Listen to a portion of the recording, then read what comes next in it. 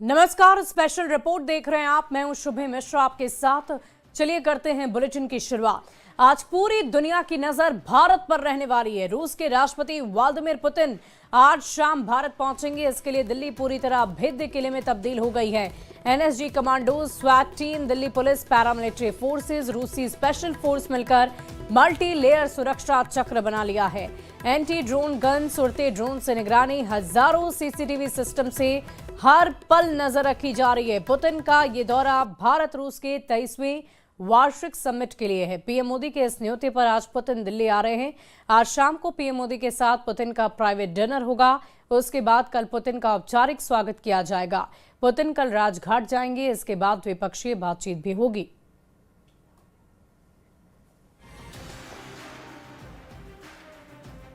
PM Modi और राष्ट्रपति Vladimir Putin की इस मुलाकात में भारत और रूस अपने रिश्तों को एक नए मोड़ पर ले जाने वाला है। रक्षा सहयोग, ऊर्जा, सौदे और युद्ध के बाद की नई भू राजनीति सब इस यात्रा के एजेंडे में गहराई से दर्ज है। सवाल ये भी है कि मॉस्को इस बार भारत को क्या देगा और भारत किस दिशा में अपने रणनीतिक हित तय करेगा। ये दौरा केवल एक राजनीतिक मुलाकात नहीं, बल्कि आने वाले वर्षों की सुरक्षा ऊर्जा नीति की दिशा को तय करने वाला है।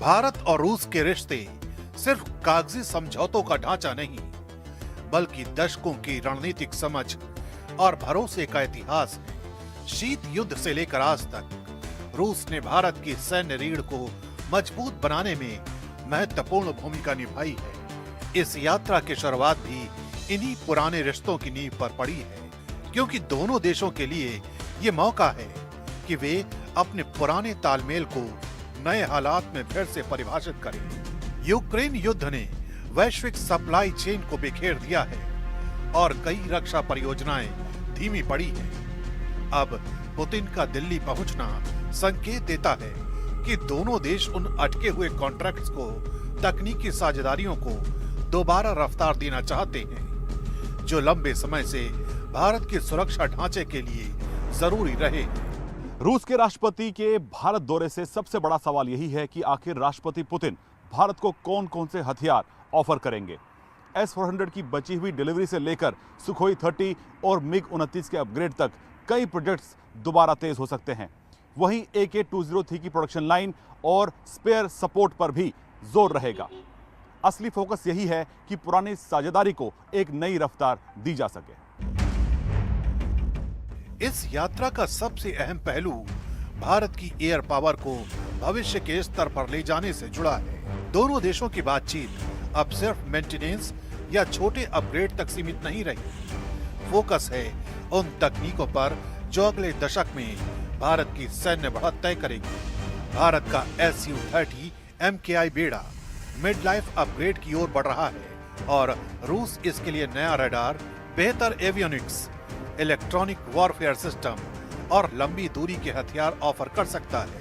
MiG-29 के लिए इंजन, रडार और हथियार पैकेज पर चर्चा की संभावना है, ताकि ये फ्लीट आने वाले वर्षों में भी उपयोगी बनी रहे। S-400 की बची हुई यूनिट्स की टाइमलाइन भारत की एयर डिफेंस चेन को पूरी मजबूती देगी। इसी के साथ रूस भारत को अपने next gen stealth fighter Su-57 की जानकारी और संभावित सहयोग के विकल्प भी दिखा सकता है। इसमें इंजन, स्टेल्थ डिजाइन और नए मिसाइल सिस्टम शामिल हैं, जो भारत के लिए भविष्य की लड़ाकू क्षमताओं का रास्ता खोलते हैं। रूस इन अपग्रेड्स को तेज प्रक्रिया में बदलना चाहता है, क्योंकि ये उसके लिए भारतीय रक्षा बाजार को स्थिर रखने का तरीका भी है, जबकि भारत अपनी सामरिक जरूरतों को युद्धकालीन सप्लाई के हिसाब से सुरक्षित करना चाहता है, ताकि भविष्य की चुनौतियों में देश के रक्षा ढांचे को और ताकत दी जा सके। बात सिर्फ फाइटर अपग्रेड तक सीमित नहीं है,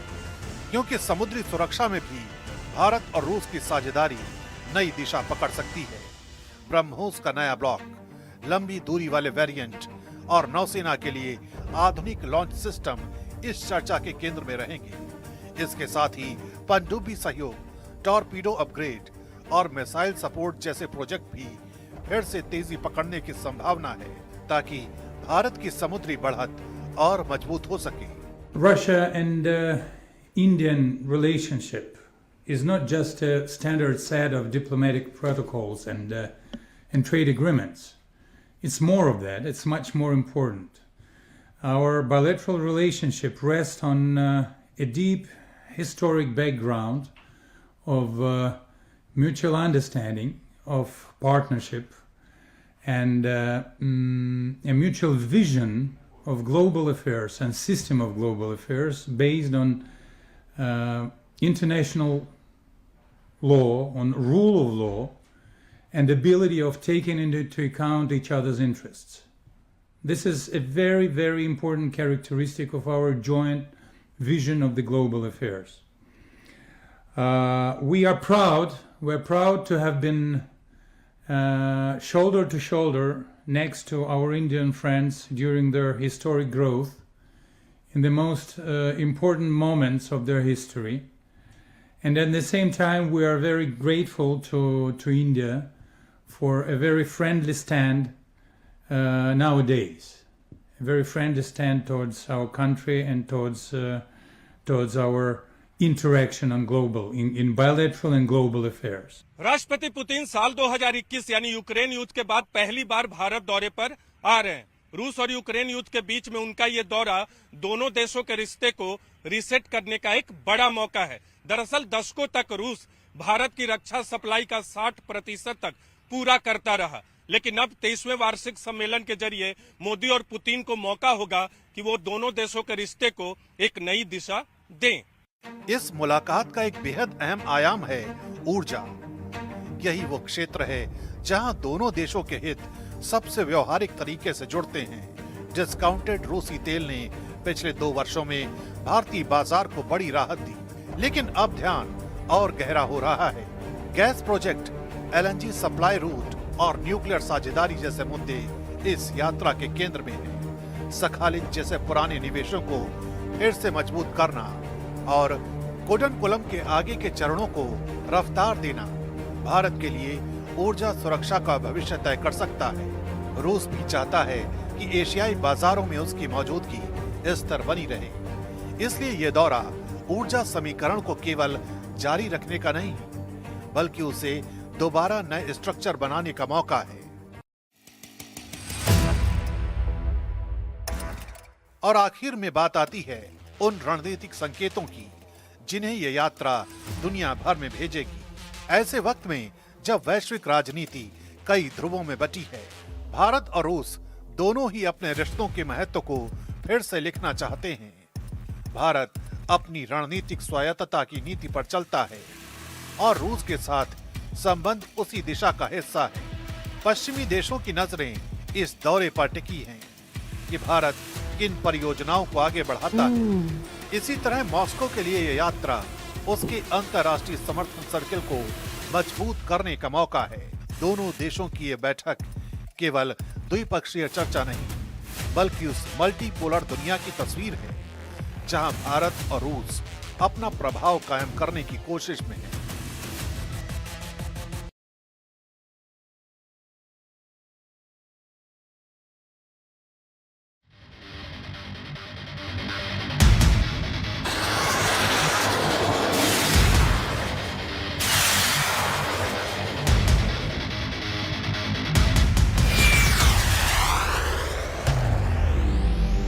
पुतिन का भारत दौरा भारत के दुश्मनों की नजर में है, क्योंकि इस दौरे पर सबसे ज्यादा चर्चा हो रही है रूस के 2 बहुत ही खतरनाक हथियारों की। पहला है S-400 एयर डिफेंस सिस्टम, जिसकी नई स्क्वाड्रन पर समझौता हो सकता है, और दूसरा है रूस का सुखोई 57 लड़ाकू विमान, जिसको बेचने का ऑफर रूस की तरफ से लगातार आ रहा है। भारत और रूस की रणनीतिक साझेदारी, जिसमें हथियारों का भी तड़का है और एक दूसरे के हितों की खातिर ढाल बन जाने का जज्बा भी। भारत और रूस की दोस्ती दुनिया की हर पार्टनरशिप पर हमेशा भारी साबित हुई है, चाहे वो भारत अमेरिका के बीच के संबंध हो या फिर भारत और चीन के संबंध। जब रूस और यूक्रेन में बहुत खतरनाक युद्ध चल रहा है, इस दौरान पुतिन का देश से बाहर जाना बहुत कम हुआ है। इसकी वजह है यूक्रेन युद्ध को लेकर उनके खिलाफ जारी गिरफ्तारी वारंट, जो आईसीसी यानी अंतर्राष्ट्रीय अपराध न्यायालय ने जारी किया है। लेकिन भारत आईसीसी का सदस्य नहीं है, इसीलिए उसके वारंट को लागू करने के लिए बाध्य भी नहीं है। यूक्रेन युद्ध के बीच रूस का हर हथियार नाम कमा रहा है। रूस के ड्रोन से लेकर उसकी मिसाइल पावर तक, जिसने यूक्रेन में कोहराम मचाया हुआ है, इस वक्त नेटो के लिए बहुत बड़ा चैलेंज बने हुए हैं। लेकिन पुतिन के प्रीमियम क्लास के हथियार ऐसे हैं जिनको अब तक युद्ध में पूरी तरह नहीं उतारा गया है, और इन्हीं में दो सबसे खास हथियार हैं, S-400 एयर डिफेंस सिस्टम और 5वीं पीढ़ी का फाइटर जेट सुखोई 57। ये दोनों हथियार इस वक्त भारत की मिलिट्री ताकत बढ़ाने के लिए तैयार हैं। दोनों ही रूस के सबसे नए और सबसे आधुनिक हथियारों में गिने जाते हैं, और ये नेटो देशों के लिए भी ऐसी पहेली बने हुए हैं जिसका जवाब वो अब तक नहीं तलाश पाए हैं। ये दोनों ऐसे हथियार हैं जिनका असली इस्तेमाल तब देखने को मिलेगा जब रूस और नेटो के बीच सीधी टक्कर होगी। यूक्रेन के युद्ध में अभी तक पुतिन की ऐसी ही ताकत देखकर नेटो देश पर्दे के पीछे से एक्टिव हैं। इस वक्त लड़ाकू विमानों में सबसे ज्यादा चर्चा रूस के सुखोई 57 की हो रही है।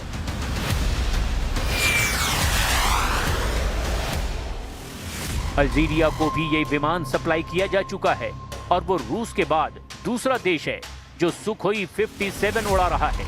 ऐसे में बड़ा सवाल ये है कि क्या भारत भी अब सुखोई 57 खरीदेगा, क्योंकि रूस की तरफ से इसे लेकर बहुत बड़ा ऑफर भारत को दिया जा चुका है।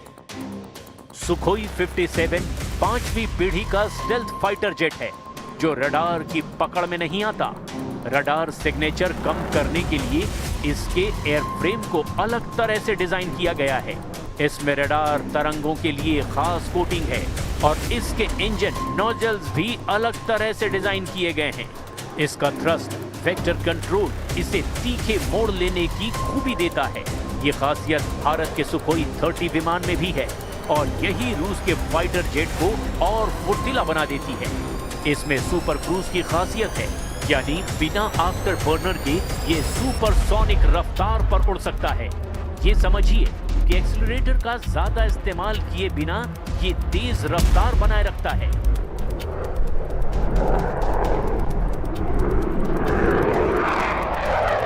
सुखोई 57 को हाल ही में दुबई एयर शो में देखकर पूरी दुनिया हैरान रह गई। इसकी उड़ान, इसका फुर्तीलापन, सब कुछ ऐसा है जिसका मुकाबला अमेरिका का F-35 जेट भी नहीं कर सकता।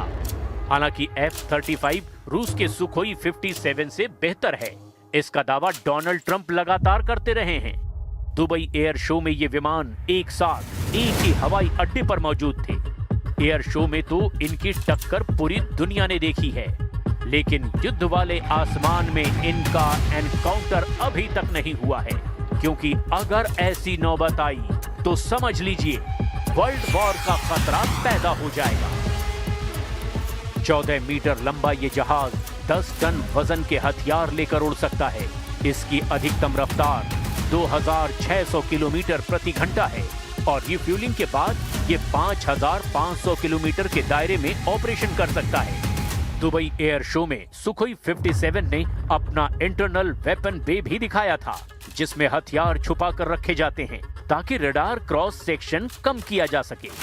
भारत के लिए सुखोई 57 जैसा कोई स्टेल्थ विमान जल्दी लेना एक मजबूरी भी है, क्योंकि पाकिस्तान को चीन अपना J-31 स्टेल्थ फाइटर देने वाला है, जबकि भारत का अपना स्टेल्थ प्रोजेक्ट AMCA यानी एडवांस्ड मीडियम कॉम्बैट एयरक्राफ्ट 2025 से पहले वायुसेना में शामिल होना मुश्किल नजर आता है। पुतिन भी इस बात को जानते हैं, और यही वजह है कि रूस ने भारत को ये विमान ऑफर किया है। वैसे पुतिन का ये विमान अब रूस के हर दोस्त को पेश किया जा रहा है, और भारत भी इसी फहरिस्त में है।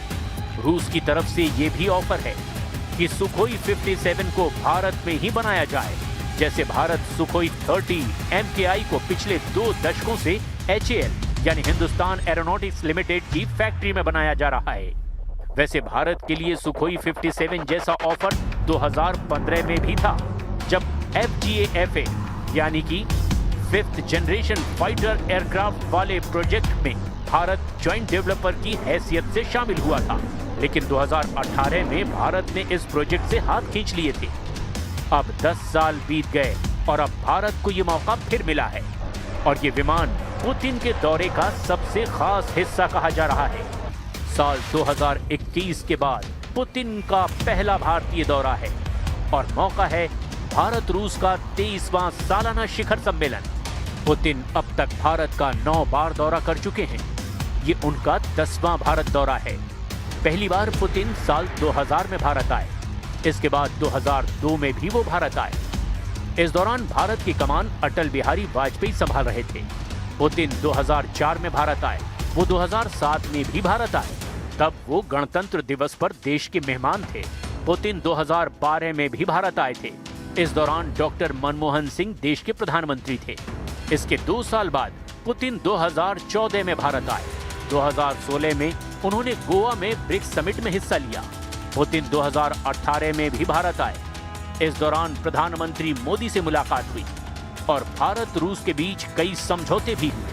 2021 में भी पुतिन भारत आए थे और अब 2025 में उनका दौरा हो रहा है। पुतिन का भारत दौरा ऐसे वक्त में हो रहा है जब यूक्रेन युद्ध चरम पर है और पुतिन और डोनाल्ड ट्रंप की बातचीत बेनतीजा रही है। अगस्त में अलास्का में हुई पुतिन ट्रंप की मीटिंग से लग रहा था कि कोई नया नतीजा सामने आ सकता है, लेकिन अब भी यूक्रेन और रूस के बीच युद्ध लगातार जारी है और पुतिन ने अब ऐसे हालात पैदा कर दिए हैं कि ज़ेलेंस्की के सामने सरेंडर के अलावा अब कोई रास्ता नहीं बचा है। इसकी वजह है पुतिन की घेराबंदी, जिसमें S-400 जैसे हथियारों की बहुत बड़ी भूमिका है। भारत रूस के बीच S-400 की 5 रेजिमेंट का सौदा हुआ था। ये डील 5 अरब 43 करोड़ डॉलर की थी। अभी भारत के पास ऐसे 3 सिस्टम आ चुके हैं, 2 2026 में आने बाकी हैं। उम्मीद है कि पुतिन के भारत दौरे पर S-400 की और यानी अतिरिक्त 3 से 5 रेजिमेंट खरीदने पर बात हो। भारत को मिला S-400 भी अब पाकिस्तान और चीन वाले 2 फ्रंट पर गेम चेंजर हथियार बन चुका है। S-400 ऐसा एयर डिफेंस सिस्टम है जो मिसाइल के खिलाफ भी कारगर है। भारत ने रूस से ऐसे सिस्टम खरीदकर पाकिस्तान की एयरफोर्स को ये एहसास दिला दिया है कि उसके लिए खतरा बहुत ज्यादा बढ़ गया है। ऑपरेशन सिंदूर में S-400 की रडार कवरेज ने इसका ट्रेलर दिखा दिया है। S-400 का रडार 450 किलोमीटर की रेंज तक दुश्मन के जहाज को ट्रैक कर सकता है। इस सिस्टम में 4 अलग अलग रेंज की मिसाइलों को दागा जा सकता है, जिनकी रेंज 40 किलोमीटर, 120 किलोमीटर और 250 किलोमीटर और 380 किलोमीटर होती है। ऑपरेशन सिंदूर में सबने देखा कि पाकिस्तान के विमान जब उसके ही एयर स्पेस में थे, तब भारत उनको आराम से ट्रैक कर पा रहा था। भारतीय सेना का दावा है कि आदमपुर में तैनात S-400 के जरिए एक पाकिस्तानी टोही विमान को 314 किलोमीटर दूर पाकिस्तान की सरहद के अंदर ही मार गिराया गया था। यानी S-400 पाकिस्तान को आज भी बहुत बुरे ख्वाब दे रहा है।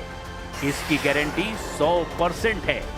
ये ऐसा एयर डिफेंस सिस्टम है जो लड़ाकू विमानों, मिसाइलों, ड्रोन और यहाँ तक के स्टील तकनीक वाले टारगेट्स को भी निशाना बना सकता है और छोटी दूरी की मिसाइल को भी ये आसमान में खत्म कर सकता है। हालांकि चीन के पास भी S-400 एयर डिफेंस सिस्टम है। ऐसे में उसे लेकर भी भारतीय वायुसेना को चौकन्ना रहना पड़ेगा। भारत के पास अपने एयर डिफेंस सिस्टम आकाश और बराक भी हैं और इन सब को मिलाकर भारत में एक ऐसा नेटवर्क तैयार किया जा रहा है ताकि देश की आसमानी सरहद महफूज रहे। S-400 एयर डिफेंस सिस्टम के बारे में कहा जाता है कि एक बार कोई एरियल टारगेट इसकी जद में अगर आ गया तो उसके मारे जाने की 100% गारंटी है।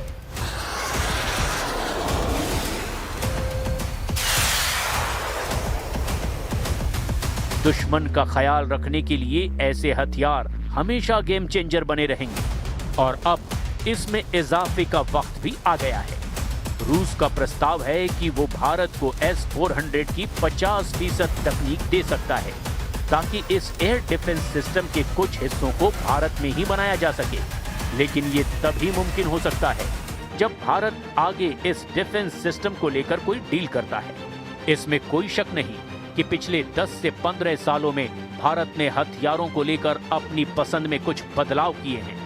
अब रूस के हथियारों के अलावा भारत की नजर पश्चिमी देश, खास तौर पर फ्रांस और अमेरिका के हथियारों पर भी है। यही वजह है कि राफाल जेट खरीदने से पहले भारत अमेरिका के C-17 ग्लोब मास्टर, C-130 और पोसाइडन P-8I जैसे विमान खरीद चुका है। सीप्री यानी Stockholm International Peace Research Institute की रिपोर्ट के मुताबिक 2009 में भारत ने 76% हथियार रूस से आयात किए थे। 2015 तक ये आंकड़ा 55% हो गया और 2024 तक भारत ने 36% हथियार ही रूस से आयात किए, यानी रूस पर निर्भरता कम हुई है। भारत की फौज में इस वक्त T-90 टैंकों से लेकर ब्रह्मोस सुपरसोनिक मिसाइल और नौसेना के कई जंगी जहाजों पर रूस की मुहर है। पनडुब्बियों की बड़ी फहरिस्त में किलो क्लास की पनडुब्बियां हैं जो 80 और 90 के दशक में रूस से खरीदी गई थी और आज भी वो एक्टिव हैं। वहीं वायुसेना में 260 से ज्यादा सुखोई 30 MKI विमान हैं जो इंडियन एयरफोर्स की रीढ़ बन चुके हैं। हालांकि उनको भी अपग्रेड करना एक ऐसा मुद्दा है जिस पर पिछले 2 दशकों से बातचीत चल रही है। अब भारत रूस की AK-203 राइफल खुद बना रहा है, यानी रूस की आर्मी का स्टैंडर्ड वेपन का प्रोडक्शन अब भारत में ही हो रहा है। अगर ये दोनों डील होती है और इन्हें लेकर भारत की शर्तों का भी ख्याल रखा जाता है तो समझ लीजिए कि घरेलू डिफेंस इंडस्ट्री को भी काफी फायदा होगा, क्योंकि तब दुनिया के 2 सबसे खास हथियार कुछ हिस्सों में ही सही लेकिन भारत में बनने शुरू हो जाएंगे। और यहां रुकते हैं एक छोटे से